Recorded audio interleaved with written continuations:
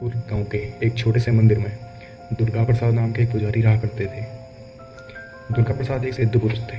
उनके ज्ञान के बारे में दूर दूर तक चर्चा थी, जिसके कारण काफ़ी लोग दूर दूर से उन्हें मिलने आते थे और उनका आशीर्वाद प्राप्त करते थे। पुजारी बाबा सुबह के 4 बजे ही उठ जाते थे। वे मंदिर की साफ सफाई से लेकर लगभग सारे ज़रूरी काम खुद करते थे। एक दिन सामने से आवाज़ आई, बाबा क्या हमें भी प्रसाद मिलेगा? जब बाबा ने देखा तो पाया कि सामने एक महिला सोने के आभूषण पहनकर उनके सामने खड़ी थी। तो बाबा ने उसे मुस्कुराते हुए कहा, क्यों नहीं बेटा, प्रसाद सबको मिलना चाहिए, तो तुम्हें क्यों नहीं, लो तुम भी प्रसाद ग्रहण करो। तभी अचानक किसी ने पीछे से बाबा का हाथ पकड़ लिया। जब बाबा ने पलट कर देखा तो वह गांव की एक धोबन थी।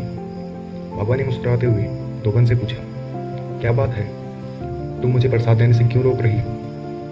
तब धोबन ने कहा, क्या कर रहे हैं बाबा, यह कैसा अनर्थ कर रहे हैं? बाबा बोले, प्रसाद देने में कैसा अनर्थ, प्रसाद पर तो सबका हक है। तो इस पर धोबन ने कहा, अब जानते भी हैं यह महिला कितने घरों का नाश कर बैठी है।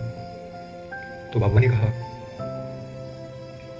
ऐसे किसी का अपमान करना उचित नहीं है, तुम्हें ऐसा नहीं करना चाहिए। धोबन ने कहा, बाबा आप नहीं जानते, ये कोई आम महिला नहीं है, यह तो एक वैश्या है। यह सुनते ही बाबा के हाथ से प्रसाद की थाली नीचे गिर गई और वह एक पल भी न रुकते हुए दौड़े दौड़े स्नान गृह की ओर भागे। प्रसाद न पाकर भी महिला को कोई दुख नहीं हुआ। उसने फर्श पर बाबा के चरणों के बने छाप को अपने पल्लू से छूकर उसे माथे पर लगाया और वह चुपचाप वहां से चले गई। परंतु उसका मंदिर में आना जाना बना रहा। वह रोज सुबह अपनी गाड़ी से मंदिर आती थी, ईश्वर के सामने माथा टेकती। हालांकि अब बाबा के पास नहीं जाती थी, बल्कि दूर से ही उन्हें प्रणाम कर देती थी। परंतु जब भी वह बाबा को प्रणाम करती तो वे अत्यंत क्रोधित होकर इधर उधर देखने लगते।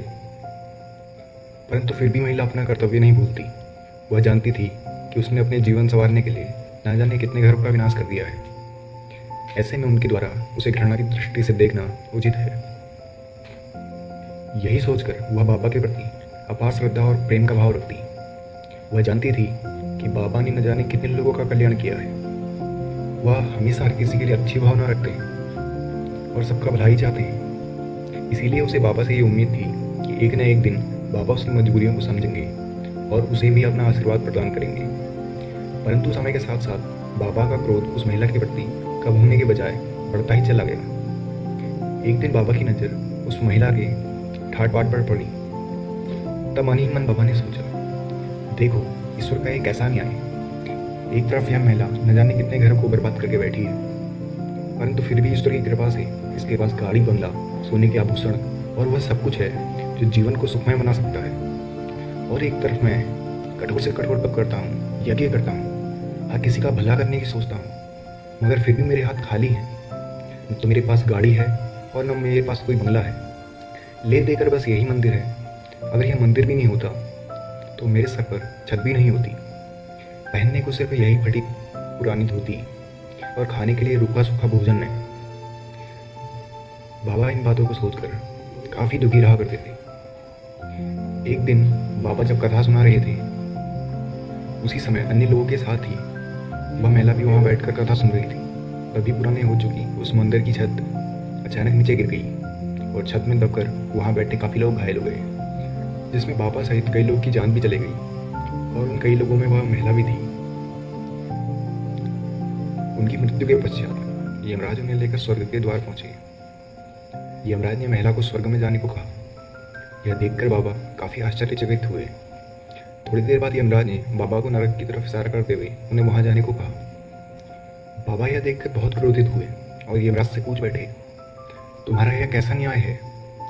एक तरफ वह महिला जिसने आज तक सिर्फ पाप ही पाप किए हैं, तुम उसे स्वर्ग में स्थान दे रहे हो, और एक तरफ मैं जो हर किसी का भला चाहता हूँ, मुझसे नरक में जाने के लिए कह रहे हो। तब यमराज ने कहा, आपकी बात सही है।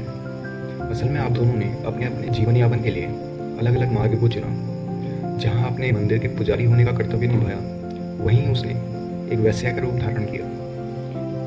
परंतु वह वैश्या होकर भी हर किसी के प्रति अच्छी भावना रखने वाली थी।